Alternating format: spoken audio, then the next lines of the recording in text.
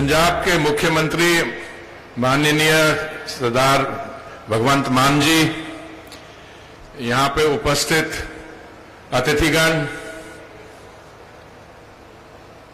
यहां आने के रास्ते में मैं पूछ रहा था कि कौन सी भाषा में बोले, तो मैं तो बोला पंजाबी, हिंदी, अंग्रेजी. So let me welcome all of you, friends, honourable chief minister, management of Verbio, meine Damen und Herren. So, I'm delighted to be here, and let me tell you why. For anyone who is familiar with the problems of agriculture and the challenges that agriculture faces, not only in India, but specifically in states like Punjab, would know that issues that were covered in the presentation are central to the concerns of any government which is dealing with agricultural issues. So, माननीय प्रधानमंत्री जी ने जब सतत योजना शुरू की थी for creating the world's largest CBG grid, उसके 3 important objectives थे. One is to empower and unleash the rural economy for supporting farmers and dairy farmers. अन्नदाता से ऊर्जादाता. Increase India's domestic energy production and self-sufficiency and reduce air pollution and help India lead the world towards clean energy transition. So it should be no surprise that the Honorable Chief Minister has taken time off his busy schedule. By the way, both of us were in Gujarat yesterday, and he was telling me almost in the same place. And I have also adjusted, when we initially discussed this issue, we were inquiring whether this kind of a program could be done virtually. And I decided there, no, we must come here personally, physically. Because the political message that must be sent is not the importance of just this plant, which is going to be the largest to date. And I hope in the coming months, Verbio itself and others will make even bigger plants. Yesterday, the Honorable Prime Minister released the 12th installment of the Pradhan Mantri Kisan Direct Benefit Transfer Scheme. 16,000 crores were instantly transferred into the farmer beneficiaries' accounts. 12 lakh हमारे किसान भाइयों को PM किसान योजना में coverage मिली है. The Prime Minister also inaugurated 600 Pradhan Mantri Kisan Samruddhi Kendras, which will not only be sales centers for fertilizer, but a mechanism for establishing a deep bond with the farmers of the country.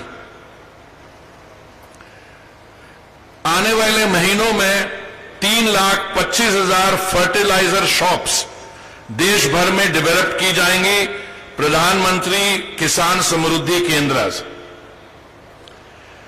प्रधानमंत्री जी ने प्रधानमंत्री भारतीय जन उर्वरक परियोजना, one nation one fertiliser scheme भी चालू की है, जिसमें भारत ब्रांड फर्टिलाइजर्स हमारे किसान भाइयों को दिया जाएगा.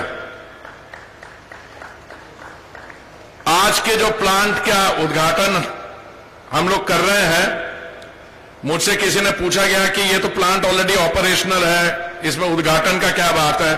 तो मैंने कहा नहीं, मैं आपको समझाऊंगा. कोई भी इस साइज का प्लांट जब लगता है तो उसमें शुरुआत में थोड़ी सी ट्रायल करना पड़ता है कि systems are functioning.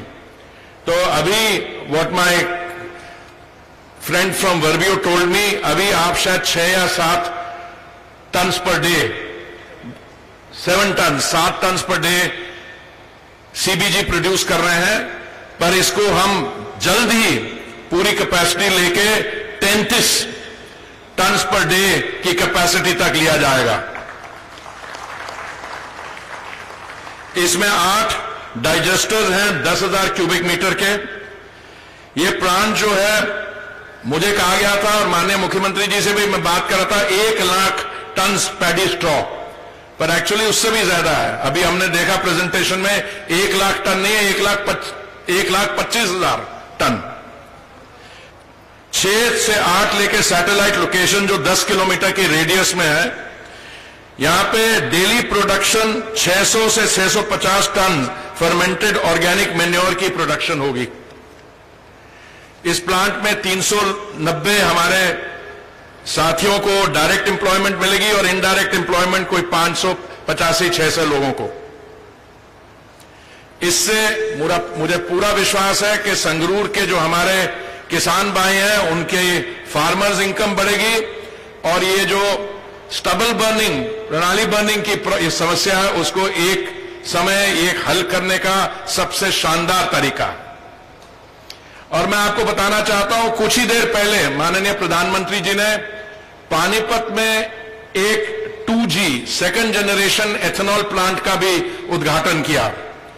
This is a plant which makes second generation ethanol from agricultural waste. और मैं आपको यह भी जानकारी देना चाहता हूं that by the end of the year we will have 90 million litre ethanol जो एग्रीकल्चरल वेस्ट से बनाया जाएगा। ये जो प्लांट आज जिसमें आप सब उद्घाटन में आप भाग ले रहे हैं, ये स्टबल बर्निंग जो है 40 से 45,000 एकड़ में कमी होगी इसमें, और 1.5 lakh tonne carbon dioxide emission की रिडक्शन होगी। इससे हमें पूरा विश्वास है कि जो हमारे नागरिक हैं संगरूर पंजाब में, they will be able to breathe cleaner air, but they will also contribute to India's COP26 climate change targets of total projected carbon emissions by 1 billion tons from now to 2030, achieving the target of net zero by 2070. ये plant हमारे केंद्रीय सरकार की framework में कहां बैठता है? It will benefit the government of India's support for CBG based rural economy. We had earlier increased the rate of compressed biogas plants under the Satat scheme. We had raised it from 46 rupees per kilo to 54 rupees per kilo during CBG production bundled with fertilizers like urea. We are also ensuring an offtake agreement of this plant with Indian Oil since August 22. It has supplied, as our friend was saying, more than 5 lakh kilograms of CBG to 10 Indian Oil retail outlets, largest such operation in India. पर मैं आपकी बात से सहमत हूं, कोई इसमें sense नहीं है कि यहां पे कंप्रेस बायोगैस बनाए जाए और फिर उसको ट्रांसपोर्ट किया जाए और ट्रांसपोर्टेशन में भी फ्यूल लगे. So it is much better to put it into a central gas grid. And I want to tell you that the grid, the pipeline, which was 14,500 kilometers in 2014, that we have already raised to 18,500 kilometers, and we plan to take that up to 33,500 kilometers. And I want to assure you कि हम to reach 32,000 kilometre. So 2014 में 14,700 kilometre थी, आज 18,500 है और इसको हम 32,000 kilometre तक ले जाएंगे. This is part of the government's policy to raise the energy mix from the current level of 6.3% to at least 15% by 2030, natural gas, towards to move to a gas-based economy. मैंने आपको biofuels mixing की बात की. 2014 में biofuels की mixing हमारी 1.4% थी. हमारा टारगेट था बाय नवंबर 2022 इस 1.4% को रेज करके 10% तक ले जाने का. और मुझे बहुत खुशी है आपको यह जानकारी देते हुए कि नवंबर की जो डेडलाइन थी उसके 5 महीने पहले ही हमने 10% बायोफ्यूल ब्लेंडिंग कर ली है ऑलरेडी। और जो 2030 का हमारा टारगेट था 20% बायोफ्यूल ब्लेंडिंग करने का, we are going to implement that by 2024-2025. So एक तरफ से कंप्रेस बायोगैस पे जो एम्फेसिस दिया जा रहा है, अभी तक शायद I think we have 40 CBG plants in India, जिसमें this is the biggest and I congratulate Verbio. And अभी आपकी बात सुनी मैंने कि you are planning in fact to make 10 more plants. You made some important suggestions on how we need to further tweak the policy, both on the nutrient front and on the transportation and other fronts. So 3 points. Somebody was giving me that piece of paper. So मैंने उनको मना कर दिया, इसलिए नहीं कि मैं देखना नहीं चाहता था. I'm familiar with those and I want to give you an assurance here कि we will address those 3 points in the coming months. आखिर में मैं माननीय मुख्यमंत्री जी का धन्यवाद करना चाहता हूं कि वो आए हमारे साथ। मैं समझता हूं कि ऐसा जो प्रोजेक्ट है उसके राज्य सरकार और केंद्रीय सरकार इकट्ठा काम करेंगी तो जो अभी प्रॉब्लम्स हैं इस एरिया में, they can then be addressed more meaningfully. The government of India is working to ensure many such CBG plants and biorefineries are set up across the country to make India a world leader in such grassroots level economic and energy transition. Our friend from Germany was telling us just now that this is an area where in his assessment, and this company Verbio has a very large presence in this area in Germany, here and elsewhere, that India could even be exporting some of these products. I have no doubt, but I can tell you what our immediate needs are. Our economy is growing at 7%. आज एक दिन में 60 करोड़ लोग petrol pump में जाते हैं, petrol 6 crore लोग, petrol 60 million, sorry 6 crore लोग जाते हैं पेट्रोल पंप में every day to fit tank up on petrol and diesel. हमारी consumption of crude oil is 5 million barrels a day.